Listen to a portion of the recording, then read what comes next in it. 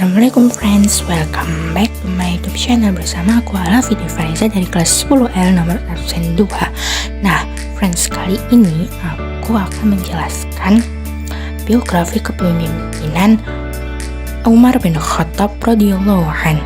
Nah tanpa berlama-lama lagi, selamat menyaksikan. Setelah kepemimpinan Abu Bakar As-Siddiq RA berakhir, estafet perjuangan Islam dilanjutkan oleh sosok yang sangat ikonik, yaitu Umar bin Khattab RA. Beliau lahir pada tahun 584 Masehi dari Bani Adi, sebuah suku yang sangat terpandang dan bermartabat tinggi di kalangan bangsa Arab. Nama lengkap beliau adalah Umar bin Khattab bin Nufail bin Abdul Uzza. Ibunya bernama Hantama binti Hisham. Jika dibandingkan dengan Rasulullah, Umar berusia sekitar 13 tahun lebih muda. Sejak remaja, Umar tumbuh menjadi sosok yang sangat kuat, gagah berani dan cerdas. Beliau bahkan dikenal sebagai pegulat perkasa yang sering tampil di pasar Ukas. Namun, di balik fisiknya yang kuat, Umar juga memiliki kemampuan diplomasi yang luar biasa. Berkat tutur bahasanya yang fasih dan pemikirannya yang tajam, beliau sering dipercaya menjadi utusan kaum Quraisy dalam perundingan antar suku. Meski awalnya sangat menentang Islam, Hidayah akhirnya menyapa Umar pada tahun 616 Masehi. Masuknya Umar ke dalam barisan Muslim menjadi titik balik besar, sampai-sampai beliau dijuluki Al-Faruq, yang sang pembeda antara yang benar dan yang salah. Berbeda dengan Abu Bakar yang dipilih melalui diskusi al-Tisaqifah, proses pengangkatan Umar bin Khattab terjadi melalui mekanisme wasiat. Saat Abu Bakar jatuh sakit selama 15 hari dan merasa ajalnya sudah dekat, beliau memanggil para sahabat besar seperti Abdurrahman bin Auf dan Utsman bin Affan untuk berkonsultasi. Abu Bakar ingin memastikan tidak ada perpecahan umat setelah beliau tiada. Meskipun sempat ada sedikit keberatan dari Tolha karena watak Umar yang keras, mayoritas sahabat akhirnya setuju.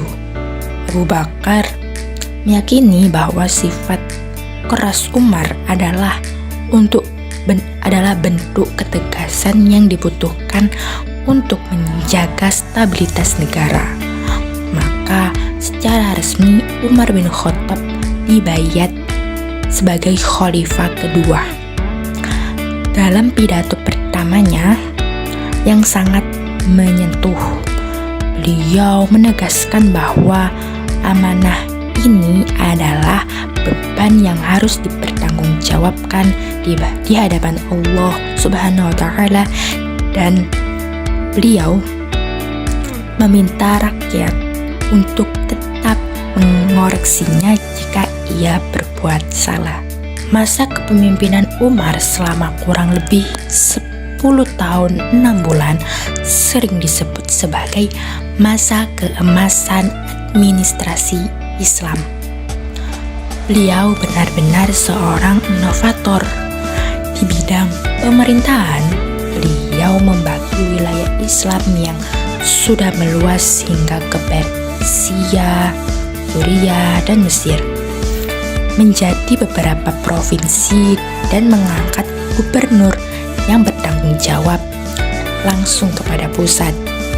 beliau juga membentuk lembaga negara seperti Dewan Militer, Dewan Hakim, hingga Departemen Pajak Tanah atau biasa disebut pada waktu itu Diwan Al-Kharaj.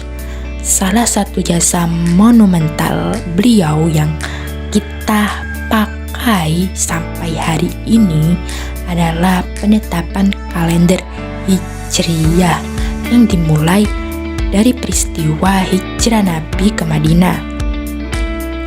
Momen yang paling luar biasa adalah kebijakan ekonominya. Beliau mendirikan Baitul Mal untuk mengelola kekayaan negara dan membentuk lembaga untuk menyantuni anak yatim serta fakir miskin. Tapi di balik semua struktur formal itu, Umar tetaplah memimpin yang merakyat. Beliau hobi melakukan belusukan di malam hari tanpa pengawalan. Ada kisah melegenda saat beliau menemukan seorang ibu yang memasak batu demi menenangkan anaknya yang kelaparan. Tanpa banyak bicara dan tanpa memanggil ajudan, sang khalifah sendiri yang memanggul karung gandum dari gudang negara untuk diberikan kepada keluarga tersebut. Beliau adalah simbol nyata bahwa kekuasaan adalah alat untuk melayani, bukan untuk kemewahan pribadi. Namun, perjalanan hebat ini harus berakhir dengan penuh duka. Pada tahun 23 Hijriah, saat sedang mengimami sholat subuh secara berjamaah, Umar ditikam dengan belati beracun oleh seorang budak Majusi. Seorang budak Majusi bernama Abu Lu'lu'ah. Motifnya adalah dendam pribadi karena sakit hati atas jatuhnya Persia ke tangan umat Islam. Dalam keadaan berlumuran darah, Umar tetap memikirkan nasib umat dan meminta Abdurrahman bin Auf menggantikannya menjadi imam sholat. Menjelang wafatnya di usia 63 tahun, Umar sempat membentuk tim formatur atau Dewan Syuro yang berisi 6 sahabat untuk memilih penggantinya.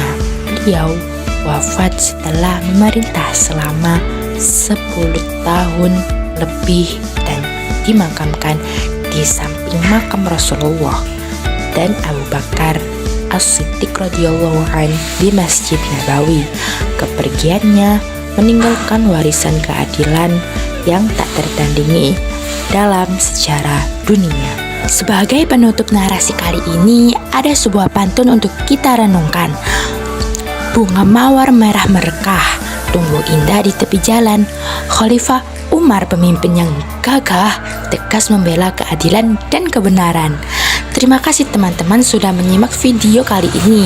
Semoga kita bisa mengambil pelajaran dari ketegasan dan keikhlasan Umar bin Khattab radhiyallahu anhu. Sekian dari saya, kurang lebihnya mohon maaf. Wassalamualaikum warahmatullahi wabarakatuh.